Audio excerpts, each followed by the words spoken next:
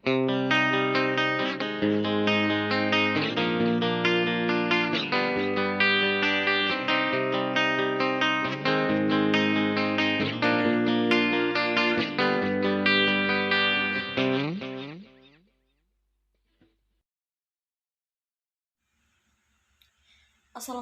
warahmatullahi wabarakatuh. Salam sejahtera untuk kita semua. Perkenalkan, nama saya Inci Dwi Gustin dengan NIM D03210007. Pada mata kuliah pengendalian pembangunan, saya akan mencoba menjelaskan materi pertama hingga materi ke-8 yang membahas tentang perizinan-perizinan atau persetujuan dalam mendirikan suatu bangunan. Nah, sebelumnya itu, mari kita ketahui bersama apa itu pengendalian. Pengendalian merupakan perbaikan pelaksanaan kerja untuk mencapai ketentuan-ketentuan yang sudah ditentukan. Nah, dalam mendirikan suatu bangunan, pemilik bangunan harus memiliki suatu perizinan maupun persetujuan yang telah dikeluarkan oleh pemerintah daerah maupun pemerintah pusat. Baik yang ingin mendirikan bangunan maupun yang ingin merobohkan atau yang ingin menambah ataupun mengurangi luas ataupun yang ingin merenovasi suatu bangunan yang biasa disebut dengan IMB atau izin mendirikan bangunan. Nah, di sini IMB yang dimaksud atau izin mendirikan bangunan, perizinan atau persetujuan yang dimaksud adalah yang pertama KKPR atau kesesuaian kegiatan pemanfaatan ruang, yang kedua RKKPR atau rekomendasi kesesuaian kegiatan pemanfaatan ruang, yang ketiga PKKPR atau persetujuan kesesuaian kegiatan pemanfaatan ruang, yang selanjutnya yaitu SPPR atau sinkronisasi program pemanfaatan ruang, dan yang selanjutnya yaitu peraturan zonasi. Namun pada kali ini kita hanya akan membahas empat perizinan, yaitu KKPR, RKKPR, PKKPR, dan SPPR. Oke, baik, kita masuk ke dalam pembahasan yang pertama, yaitu perizinan KKPR atau kesesuaian kegiatan pemanfaatan ruang. KKPR adalah persyaratan dasar perizinan berusaha sebelum dikeluarkannya perizinan lingkungan dan perizinan gedung bangunan. Adapun fungsi KKPR sendiri yaitu yang pertama sebagai acuan pemanfaatan ruang, yang kedua sebagai acuan administrasi pertanahan. Dan adapun tujuan KKPR adalah untuk menyederhanakan persyaratan dasar perizinan berusaha dengan tetap menjaga kualitas penataan ruang. Nah, mengapa penting?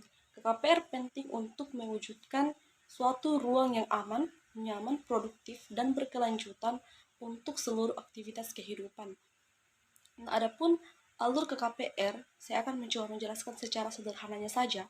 Yang pertama registrasi, yang kedua penginputan usulan rencana usaha, yang ketiga pembayaran PNBP, yang keempat penilaian dokumen usulan KKPR, yang selanjutnya penilaian ketersediaan RDTR dalam suatu lokasi, yang selanjutnya konfirmasi KKPR, dan yang terakhir penerbitan KKPR. Nah, selanjutnya kita masuk ke dalam pembahasan yang kedua, yaitu perizinan RKKPR atau rekomendasi kesesuaian kegiatan pemanfaatan ruang. Menurut Permen nomor 12 tahun 2021, RKKPR adalah dokumen yang menyatakan kesesuaian rencana kegiatan pemanfaatan ruang yang didasarkan pada kebijakan nasional yang bersifat strategis dan yang belum diatur dalam RT/RW. Dan mengapa penting? Karena akan menjadi dasar untuk memproses izin-izin yang diperlukan sebelum melakukan dilaksanakannya revisi RT/RW. Nah, yang membedakan dengan perizinan-perizinan lain, untuk RKKPR sendiri digunakan apabila lokasi usaha belum memiliki RT/RW maupun RDTR. Sedangkan KKPR sendiri digunakan apabila lokasi usaha sudah memiliki RDTR.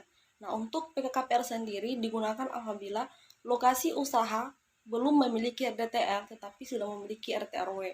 Nah, selanjutnya kita masuk ke dalam pembahasan yang ketiga, yaitu perizinan PKKPR atau persetujuan kesesuaian kegiatan pemanfaatan ruang. PKKPR adalah sebuah jenis perizinan yang bisa dijadikan sebagai acuan baru untuk melakukan perizinan usaha yang bisa dijadikan sebagai pengganti izin lokasi ataupun izin pemanfaatan ruang. Nah, selanjutnya kita masuk ke dalam perizinan yang terakhir, yaitu SPPR atau sinkronisasi program pemanfaatan ruang. SPPR adalah upaya menyelaraskan indikasi program utama dengan program sektoral dan kewilayahan dalam dokumen rencana pembangunan secara terpadu. Adapun tujuan SPPR adalah yang pertama, memastikan penggunaan lahan yang efisien. Yang kedua, mengurangi konflik antara penggunaan lahan. Yang ketiga, meningkatkan kualitas lingkungan. Yang keempat, meningkatkan efektivitas kebijakan. Yang kelima, meningkatkan partisipasi masyarakat. Adapun manfaat SPPR sendiri, yaitu yang pertama, penggunaan lahan yang efisien. Yang kedua, konsistensi antara program dan kebijakan. Yang ketiga, meningkatkan partisipasi masyarakat. Yang keempat, meningkatkan kualitas lingkungan. Dan yang kelima, mengurangi konflik antara penggunaan lahan. Adapun tata cara SPPR adalah yang pertama, persiapan. Dalam hal ini, pemerintah pusat maupun pemerintah daerah membentuk tim pelaksana penyusunan SPPR. Yang kedua, pengumpulan data dan informasi yang dilakukan dengan cara primer dan sekunder. Yang ketiga, penyusunan dalam hal ini disajikan dalam bentuk penyajian matriks dan peta. Yang keempat, penyampaian hasil SPPR dalam hal ini akan disampaikan oleh pemerintah pusat ataupun pemerintah daerah. Itulah beberapa perizinan dalam mendirikan suatu bangunan. Semoga bermanfaat baik bagi pemerintah maupun bagi masyarakat dalam menyikapi pembangunan di Indonesia maupun di tempat kita sendiri, khususnya di Sulawesi Barat. Inilah yang bisa saya sampaikan, beberapa materi yang dipelajari dalam mata kuliah pengendalian pembangunan. Kurang dan lebihnya mohon dimaafkan. Assalamualaikum warahmatullahi wabarakatuh dan salam sejahtera untuk kita semua.